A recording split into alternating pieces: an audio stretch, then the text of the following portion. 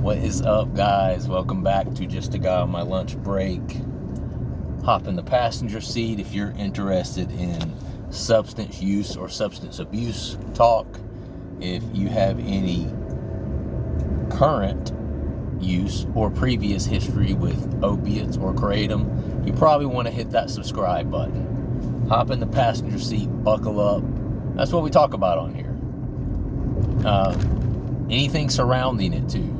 You know, the use of it, former use, how it affects you mentally. Talk a lot about how it affects you physically on here. And I don't have anything, specific that I was wanting to, specific that I was wanting to discuss today, but I will elaborate a little bit on kind of what we were talking about yesterday with mindset. And I had a friend to drop me a video earlier, a few minutes ago, and he was talking about my video yesterday, and then he elaborated and he added to it, and that's that's one of the reasons that there's power in numbers. You know what I mean? One person will say one thing, and then another person will come in and say, yeah, that, and don't forget about this. And then when that gets said, then a third person will come in and be like, you know what, that's true. And then something else to consider is blah, blah, blah, blah, blah, whatever it is, okay? So that's one of the reasons there's power in numbers, right? A fist is more powerful than just one finger, right? So, what he was saying is, I was talking about the mindset of an addict yesterday, and what he was saying that really struck a chord with me and hit home with me is something that I want to share to a lot of you guys out there, because as you know, drug addiction is one where we become complacent. We become soft, oh, don't hurt me, because we've been used to numbing not just our mental pain, but our physical pain with drugs and substances for such a long time that it's become part of our makeup, and we've become softer. We've become more sensitive to pain because we haven't been feeling the pain. We've just been covering it up. We've just been masking it. We've just been putting a Band-Aid over it. It'll be okay. You know how you do. Let me just take a little bit more of this Kratom, smoke a little bit more of this weed, some more of that yayo, whatever it is, and oh shit, all of a sudden I forget about all my problems. Problems? What problems?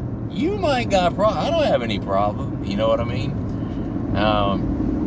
We get so used to doing that, and never having the lows of life. We want to stay on the high. Life is full of peaks and then valleys. That is the natural state of living this life, okay? But if you really think about it,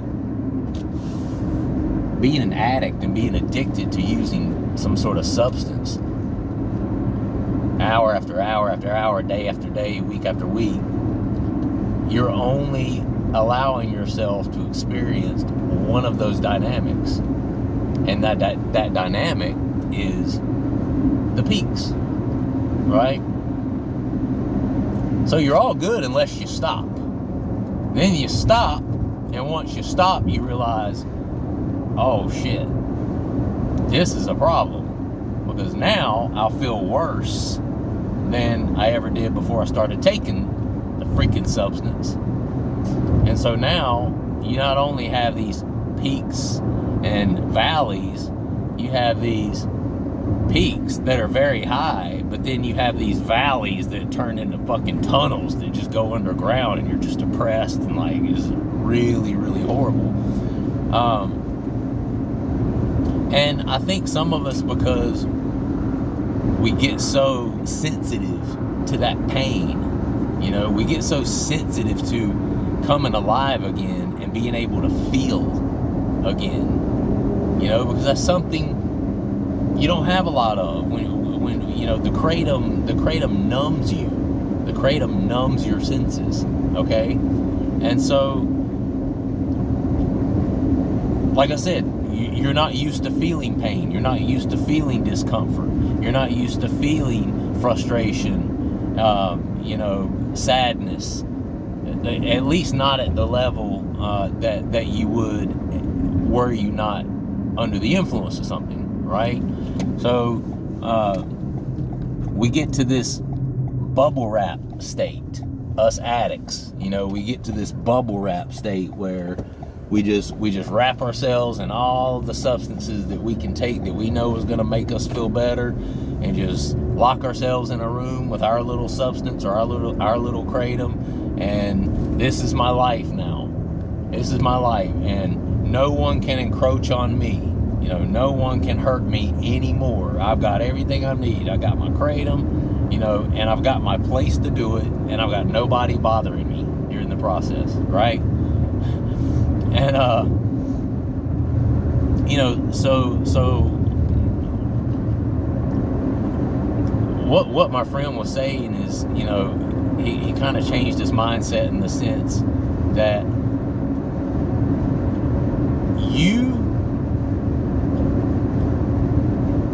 are where you are because you made poor choices. It's that simple. It's that simple.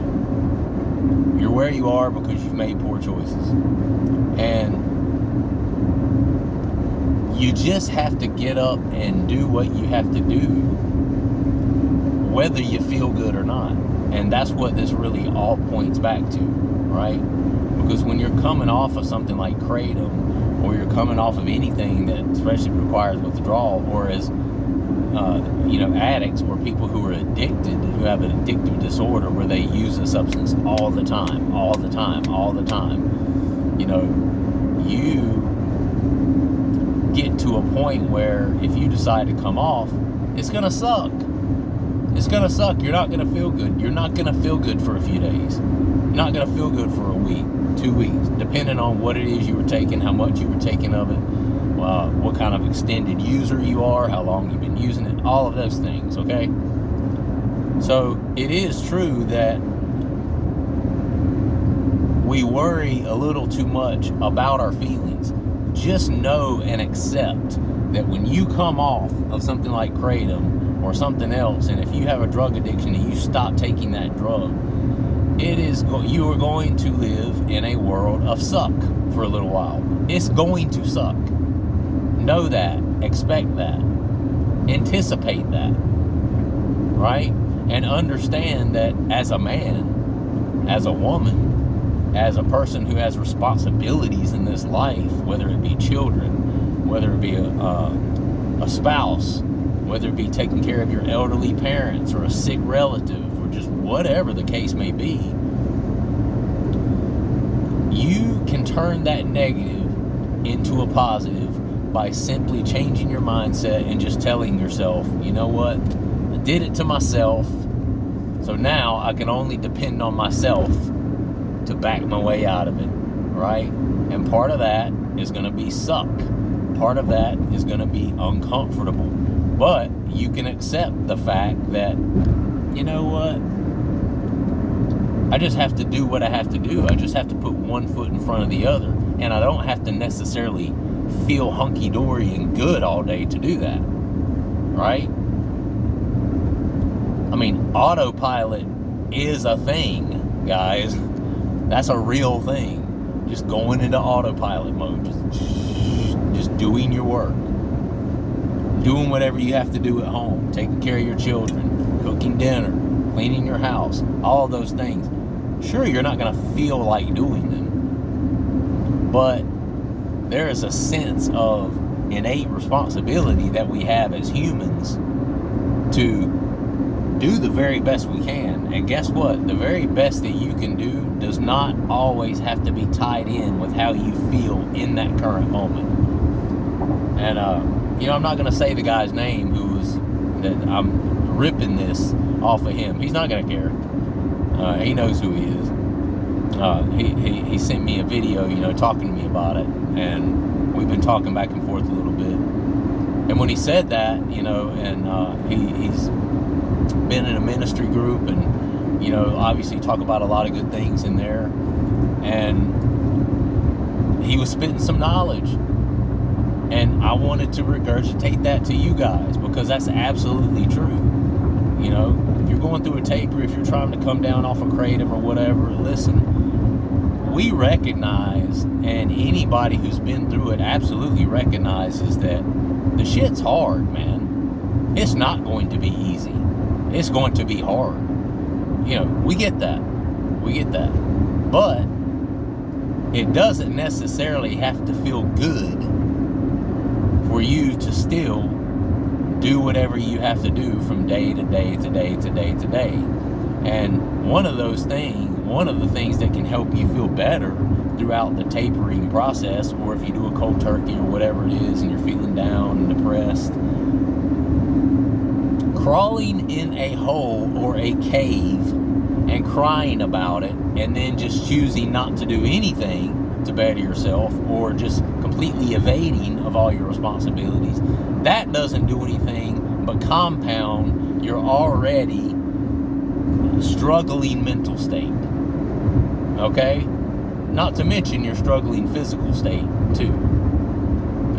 It hurts, it sucks, but you don't have to feel good to do what you have to do. Everything that you do, or your responsibilities, do not have to be based on how you feel at that moment. I think about my wife, and I think about my son, my 15-month-old son. He's a toddler. He's barely a toddler. He's completely dependent upon adults, his parents, mainly, his mother, my wife. She's his main caregiver. And I think about him, and then I think about her, and I think about the fact that, sure, there are days where she doesn't feel the best. Sure, there are days where she's more tired than others. Sure, there are days where she's not only had to work her full-time job, but then go pick up the baby earlier, and then take him to a doctor's appointment or something to get shots, and then hear him cry because he got 4 shots, and then bring him home, and then as soon as he gets home, she has to feed him, and then by the time I get home and grab a shower, I'm watching the baby so she can cook dinner, and then we go to bed directly after that, and then we just do the same thing all over again, very next day, same thing. And there is no doubt in my mind, my wife and I share everything together, there's no doubt in my mind that there are times she just doesn't feel like doing stuff.